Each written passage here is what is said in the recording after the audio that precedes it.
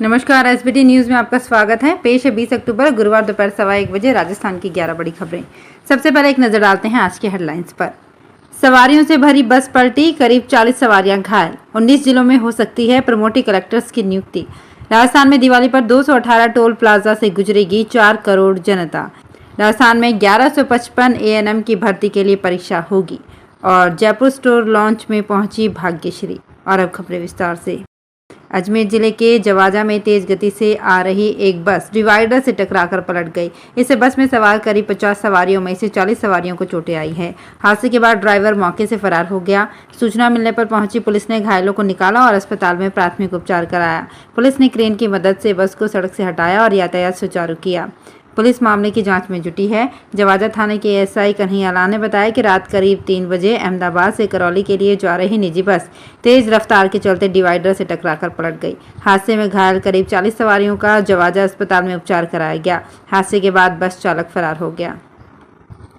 राजस्थान की ब्यूरोक्रेसी में इन दिनों प्रमोटी आईएएस में उत्साह का माहौल है। सरकार ने उनके काडर के लिए तय सभी पदों पर केवल उन्हीं को नियुक्ति मिलेगी। कुछ जिलों में कलेक्ट्रेट की कमान भी उन्हें सौंपी जाएगी। सूत्रों का कहना है कि दीपावली के बाद प्रमोटी आईएएस और सीनियर आरएएस अफसरों को बेहतरीन पोस्टिंग का तोहफा मिल सकता है। संभव है कि सेवानिवृत्ति के पास पहुंच चुके कुछ अबव सीनियर स्केल के आरएएस अफसरों को भी कलेक्टर बनने का मौका मिल सकता है। राजस्थान में 363 तहसीलें हैं जहां एसडीएम एसडीओ कार्यरत है। दिवाली पर लगभग 4 करोड़ जनता इनके इलाकों के विभिन्न टोल मार्गों से गुजरेगी। टोल से जुड़े विवाद आए दिन सामने आते रहते हैं, लेकिन इनमें से ज्यादातर अफसरों के पास प्लान नहीं है कि जनता को इन विवादों से कैसे बचाएंगे, क्योंकि ज्यादातर को या तो अपने अधिकारों की ही जानकारी नहीं है या उनका उपयोग कभी किया ही नहीं। पाली में मारवाड़ जंक्शन एसडीओ सुरेश कुमार ने थानों में आई शिकायतों का हवाला देते हुए 3 टोल प्रबंधकों को तलब किया है। राजस्थान में महिला स्वास्थ्य कार्यकर्ताओं की भर्ती पहली बार परीक्षा के जरिए होगी। चिकित्सा विभाग ने पहली बार सिलेबस तैयार किया है। इनमें सामान्य ज्ञान, कंप्यूटर के साथ चिकित्सा विभाग की योजनाओं को शामिल किया गया है। इनमें निःशुल्क दवा व जांच योजना, जननी शिशु सुरक्षा, राष्ट्रीय health wellness centre, Chiranjeevi, RGHS सहित सरकार की अन्य फ्लैगशिप योजनाएं शामिल हैं। यानी जिन अभ्यर्थियों को इन योजनाओं की अच्छी जानकारी होगी, उनके एएनएम बनने की संभावना अधिक रहेगी। बॉलीवुड के रंग एक बार फिर फैशन और स्टाइल के साथ जयपुर में दिखाई दिए। इसके लिए एक्ट्रेस भाग्यश्री जयपुराइट्स के बीच आई। वे अपनी स्टाइल, सादगी और खूबसूरती के लिए जानी जाती हैं। यही कारण है कि उनको राजा पार्क स्थित रेडियंस स्टूडियो में आमंत्रित किया गया था। बुधवार को एक्ट्रेस ने स्टूडियो का इनॉग्रेशन किया और डिजाइनर लिबास पहनकर मीडिया और जयपुर वालों से रूबरू हुई। उन्होंने जयपुर आकर खुशी जाहिर की और कहा कि यहाँ का खान पान और ड्रेस लाजवाब है। दीपावली का पर्व नजदीक आते ही बाजार में ग्राहकों की चहल पहल शुरू हो गई है। सोने चांदी से लेकर बर्तन, किराना, कपड़ों की दुकानों पर ग्राहक उमड़ रहे हैं। इन सबके बीच जोधपुर में दीपावली पूजा के मौके पर दुकानों में काम में ली जाने वाली बही को बनाने में भी दुकानदार पिछले 1 माह से जुटे हैं। बही खातों में दुकान के हिसाब को लिखा जाता है। कंप्यूटर के जमाने के बीच ये परंपरा सदियों से चली आ रही है।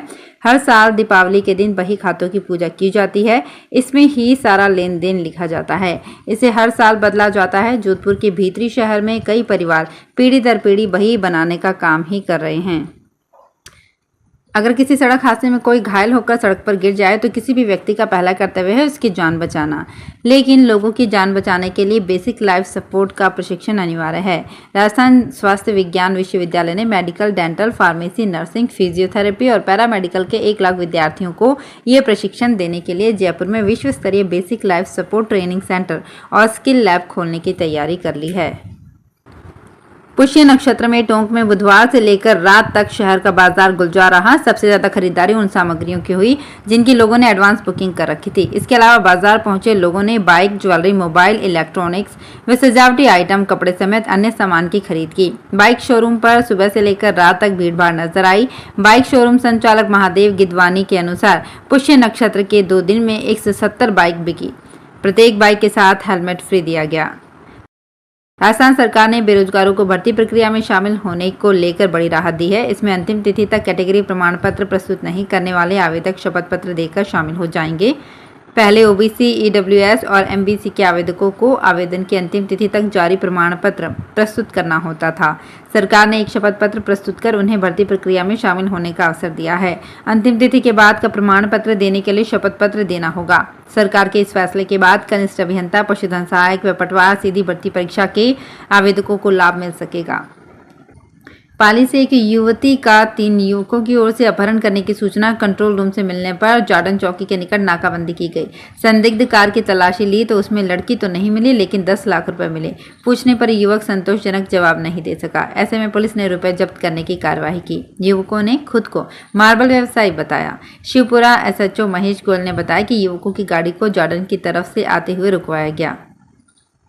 दौसा जिले में रेल सेवाओं के विस्तार के लिए सांसद जसकौर मीणा ने प्रयास तेज कर दिए हैं। इसके लिए उन्होंने दिल्ली में केंद्रीय रेल मंत्री अश्विनी वैष्णव से मुलाकात की। इस दौरान सांसद ने उन्हें ट्रेनों के ठहराव की मांग को लेकर ज्ञापन सौंपा।